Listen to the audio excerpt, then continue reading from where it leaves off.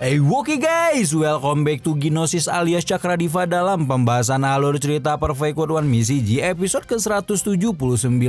Nggak kerasa ya guys ya, udah 179 minggu kita ngebahas Perfect Code ya guys ya. Kalian masih ikutin dari episode 1 apa baru-baru tengah-tengah di Cakradiva guys. Nah seperti biasa kita review dulu pembahasan alur cerita episode sebelumnya, di mana si Hao menemukan sebuah tubuh abadi dan terlibat pertikaian dengan pemburu nomor 2 kerajaan surgawi Suji serta harimau putih berkepala emas yang merupakan tunggangan putra suci kuil ilahi. Astagfirullah, baru awal-awal balel ya. Akhirnya dua makhluk beda spesies tapi sama-sama sok keras itu digeprek oleh si Hao yang memicu permusuhan antara dirinya dengan kerajaan surgawi dan kuil ilahi. Nah belum sampai masalah dengan dua aliran ini menjadi jelas, muncullah seseorang asing yang tiba-tiba saja sok kenal sok dekat kepadanya. Nah di episode kali ini kita akan melihat siapakah sosok yang muncul di akhir episode sebelumnya. Tujuannya menemui si Hao, rahasia-rahasia yang tersimpan dalam jurang hitam, juga kemunculan putra ilahi kegelapan yang merupakan ahli zaman kuno yang dulu menghabisi dua kakak seperguruan si Hao di Dojo Supreme. Tanpa lama-lama langsung aja kita terobos satu.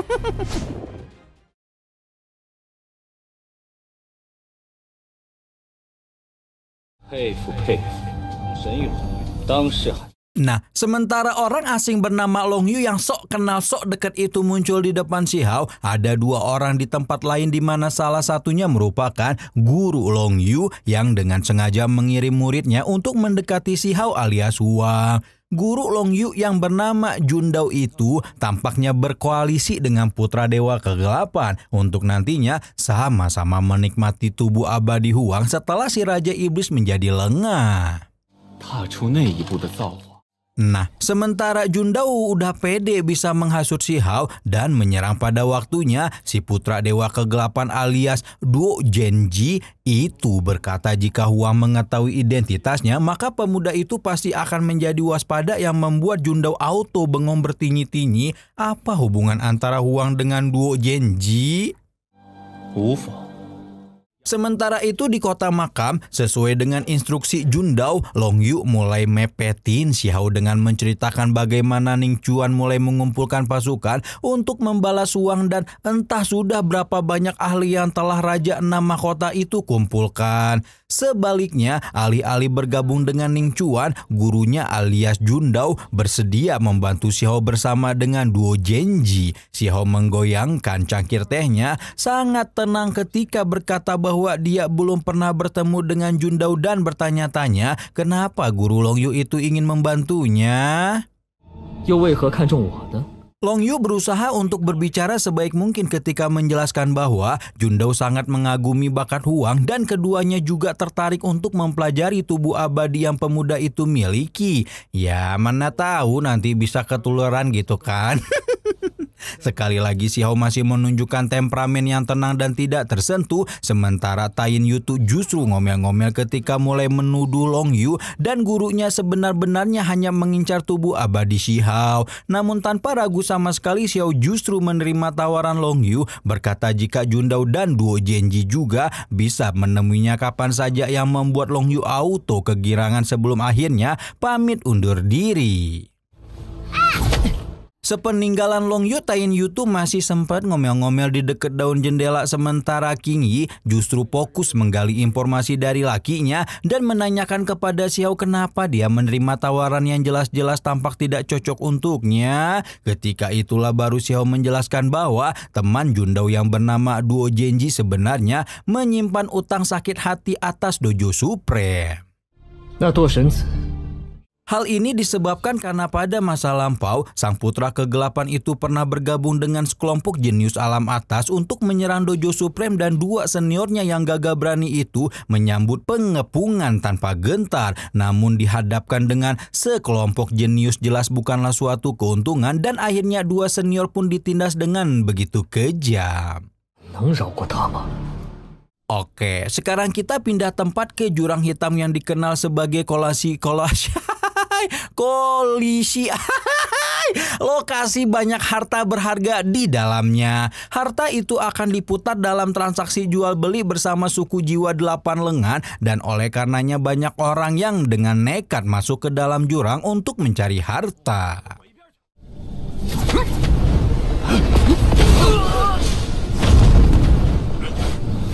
Xiao dan kawan-kawan masih celingak-celinguk di atas jurang ketika sekelompok pemuda terjun tanpa ragu ke dalam jurang yang tampak tak berdasar, di mana tepat ketika rombongan pemuda itu memasuki jurang, energi dan perasaan aneh menyerbu ke dalam lautan kesadaran Xiao, seolah-olah ada sesuatu dalam jurang yang memanggil pemuda itu untuk masuk ke dalamnya.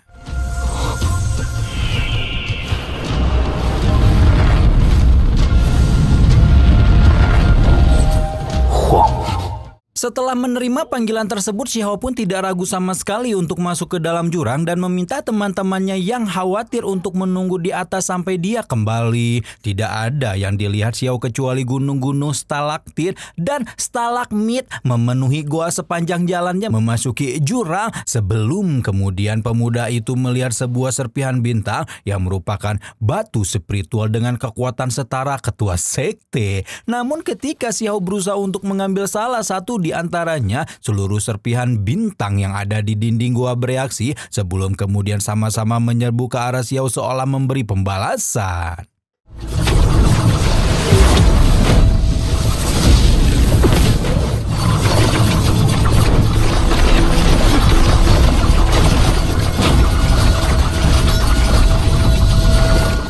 Xiao sendiri tidak mengalami banyak kerugian karena serangan barbar serpihan bintang, namun orang-orang yang masuk lebih dulu daripada dirinya auto dibuat pindah alam ketika tidak sanggup menahan gempuran serpihan bintang yang menghujam tubuh mereka. Nah, setelah serpihan kristal menghabisi semua orang kecuali Xiao, pemuda batu kecil itu merasakan kesadarannya dilemparkan ke dimensi lain, di mana dalam dimensi lain tersebut dia melihat sesosok manusia raksasa yang tidak salah lagi merupakan Kaisar Guntur.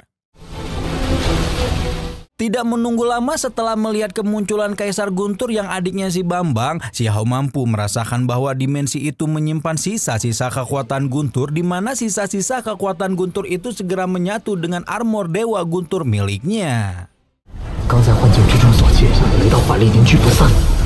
Baru setelah itu Xiao melihat potongan demi potongan ingatan Dewa Guntur menyerbu dalam pikirannya, membuat kemudian paham bahwa sepertinya pemilik asal armor Guntur itu sempat melakoni pertempuran terakhirnya di tempat ini. Tidak hanya Kaisar Guntur, beberapa saat kemudian paus pembunuh raksasa muncul diikuti dengan raungan burung Peng yang membelah udara hingga membuat Xiao paham bahwa Kun Peng pun pernah menjalani pertempuran di jurang hitam ini.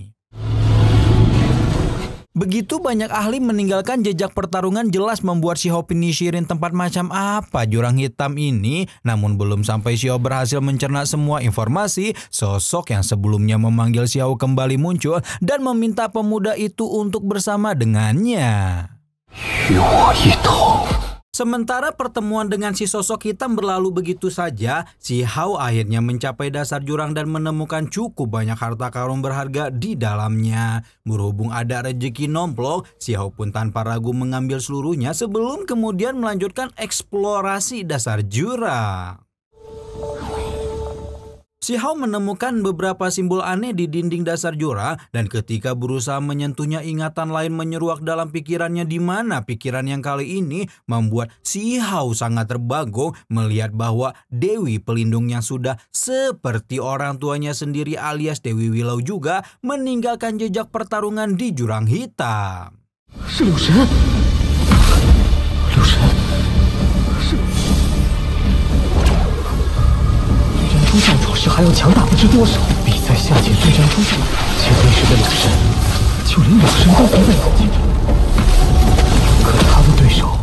Melihat Dewi Willow juga pernah bertarung di jurang hitam, sekarang Xiao bertanya-tanya apakah perasaan memanggil ini sebenarnya berasal dari Dewa Pelindung Desa Batu tersebut. Xiao mencabut ranting pohon Dewi Willow yang tertancap pada onggokan tulang belulang sebelum kemudian menyadari bahwa tulang belulang menyimpan kekuatan darah tertinggi yang kekuatan pembunuhannya cukup untuk menghabisi seorang ketua sekte hanya dengan satu tetesan saja.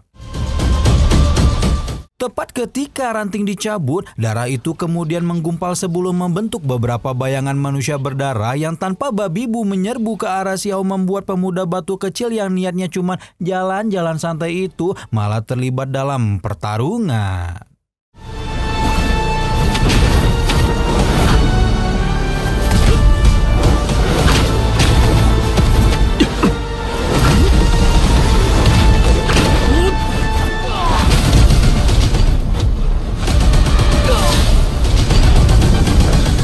Untungnya pertarungan yang dilakoni Xiao tidak berlangsung lama karena beberapa saat setelahnya ranting Dewi Willow meledak dengan ganas hingga membuat manusia-manusia berdarah itu auto menghilang dalam satu kedipan. Baru setelah manusia berdarah musnah, energi di dasar lembah sekali lagi berfluktuasi dengan intens sebelum kemudian memunculkan sebuah kuali raksasa berdarah di tengah dasar jurang dan membawa satu persatu ingatan pertempuran ahli tertinggi mulai dari Kaisar Guntung, Kumpeng, sampai dengan Dewi Willow yang telah Xiao lihat sebelumnya. Masih belum cukup membuat Xiao dan juga kita sebagai penonton bingung. Sekarang fluktuasi energi di dasar jurang membentuk proyeksi 9 naga tulang yang menarik sebuah peti mati dengan aura luar biasa menakutkan. Nggak tahu nih peti mati yang nyambung ke Shrouding the Heaven apa bukan ya guys ya? Kayaknya sih iya. Nah, segera setelah peti itu muncul, seluruh mayit, reruntuhan, dan harta karun di jurang terhisap ke dalamnya. Lagi-lagi belum sampai satu adegan Xiao pahami dengan jelas sosok bapak-bapak yang sejak awal episode manggilin Xiao kembali muncul hingga akhirnya mengumumkakan kalimat lengkap ketika mengajak Xiao untuk ikut terjun dalam pertempuran. Kuali darah berputar dengan kecepatan tinggi dan mengeluarkan aura aneh seolah berusaha menarik kesadaran Xiao. Untungnya Xiao tidak melanjutkan langkahnya mendekati kuali karena sepersekian detik sebelumnya dia merasakan bahaya yang tidak dapat digambarkan, seperti tubuhnya akan mati dan seluruh taoismenya akan hilang apabila mengambil satu langkah lagi mendekati kuali. Dan benar saja setelah Xiao melompat mundur, kuali darah itu meledak dan menciptakan pilar merah yang menembakkan retakan ruang waktu yang sukar untuk dipahami. Xiao mulai melemparkan satu demi satu helai Dewi Willow berharap bisa membantunya memahami retakan itu sebelum kemudian menemukan bahwa ruang dan waktu yang ada di dalamnya sangatlah kacau. Xiao bertanya-tanya apakah kekacauan ruang dan waktu disebabkan oleh kuali darah yang muncul di tengah dasar jurang dan mulai berpikir apakah mungkin kuali tersebut juga tidak berasal dari ruang dan waktu yang sama dengan retakan. Apapun itu, Xiao sadar bahwa dengan kekuatannya yang sekarang dia tidak akan bisa memahami misteri di balik kuali darah dan berambisi untuk mencapai puncak jalan ilahi demi mengungkap misteri, cerita, serta asal muasal dari tempat antah berantah serta segala hal yang dia lihat hari ini. Merasa sudah cukup jalan-jalan, Xiao pun berencana untuk segera keluar dari dalam jurang ketika tiba-tiba saja kuali muncul sekali lagi dan mengungkapkan sosok bapak-bapak yang sejak awal episode ini nge-PDKT-in dia terus. Sementara Xiao masih terjebak dengan bapak-bapak yang entah siapa di luar jurang, King Yi dan Tayin Yutu mulai khawatir. Sementara Cao Yuseng tampak lebih santai karena sebelumnya dia melihat bagaimana Xiao membebaskan diri dari kapal kematian yang sangat berbahaya. Nah, daripada si gendut ini nyantai-nyantai, Tayin Yutu pun memintanya untuk menyusul Xiao kecuali jika pemuda terlalu subur itu memang tidak punya nyali. Ditantang sedemikian rupa jelas saja membuat Cao Yuseng tidak terima, namun dia memang tidak memiliki cukup nyali untuk masuk ke dalam jurang berbahaya tersebut. Nah, ketika Cao Yuseng berusaha nego ke Ciwi-Ciwi untuk nunggu lebih lama, tiba-tiba tiba-tiba saja makhluk menyerupai singa entah dari mana mendorong tubuh Cao Yuseng dan membuatnya jatuh ke dalam jurang dengan raungan penuh ketakutan. Tayin Yutu yang tidak pernah benar-benar berharap Cao Yuseng masuk pun menjadi ikut parno dan mulai berteriak khawatir jika Cao Yuseng tiba-tiba aja ikut program diet di bawah sana sampai berubah jadi fuckboy. Nah, sayangnya imajinasi liar tentang Chow Yuseng jadi fuckboy itu tidak pernah terjadi karena si Hao sudah lebih dulu keluar ketika meraih Chow Yuseng kembali ke tepi jurang bersamanya. Si Hao dengan senyuman di wajahnya memuji Chow Yuseng yang ternyata berani juga ikutan terjun ke dalam jurang. Pernyataan itu jelas membuat Chow Yuseng menjadi congkak dan berkata jika dia khawatir pada keselamatan si Hao yang membuat Tayin Yu tuh hanya bisa mengangkat bola matanya malas. Obrolan si Hao and the Gang itu dihentikan ketika tetua suku jiwa 9 lengan yang kita sebut aja dia Bambang mendekat dan berkata bahwa dia bisa merasakan si Hao telah mengambil banyak benda berharga dari jurang sebelum menanyakan apa pemuda itu mau menukarnya dengan suku jiwa 9 lengan. Ketika mendengar bahwa Bambang ingin bertransaksi dengannya, si Hao tidak ragu sama sekali dan mengeluarkan semua harta karun yang dia miliki. Tindakan ini jelas saja membuat King Yi selaku bini yang biasa mengatur keuangan keluarga bingung dan bertanya apakah si Hao tidak ingin menyimpan beberapa di antaranya. Namun si Hao mengatakan bahwa dia tidak membutuhkan harta karun dan apa yang dia butuhkan saat ini adalah obat suci. Memahami bahwa si Hao sebenarnya menginginkan obat suci, Bambang langsung mengatakan bahwa suku jiwa 9 lengan juga tidak memiliki obat suci, namun dia bisa membawa si Hao ke pelelangan penting kota makam yang kemungkinan memiliki beberapa pusaka tertinggi alam abadi kuno. Si Hao tidak berpikir lama ketika menerima tawaran Bambang dan membuat semua orang bertanya-tanya, orang macam apakah si Hao kok nggak pernah kelihatan, tapi tiba-tiba diberikan tiket VIP untuk masuk ke pelelangan kota makam begitu saja. Edian! Akhirnya si Hao ketemu juga nih sama orang yang dulu menjadi salah satu dalang dibalik pengepungan Dojo Supreme dan 2 kakak seperguruannya. Kalian kalau nonton langsung dijamin kalian gak akan paham ceritanya si Wood lagi. Dupan, ini loh Perfect Wood, si Hao gitu maksudnya. Ya pokoknya kalian kalau paham dengan cerita yang Cakradiva bikin itu share ke satu kampung, pengumuman gitu, kasih pengumuman di toa masjid gitu ya. Kalau nonton Perfect Wood biar ngerti kalian tuh nontonnya di Ginosis alias Cakradiva gitu, oke?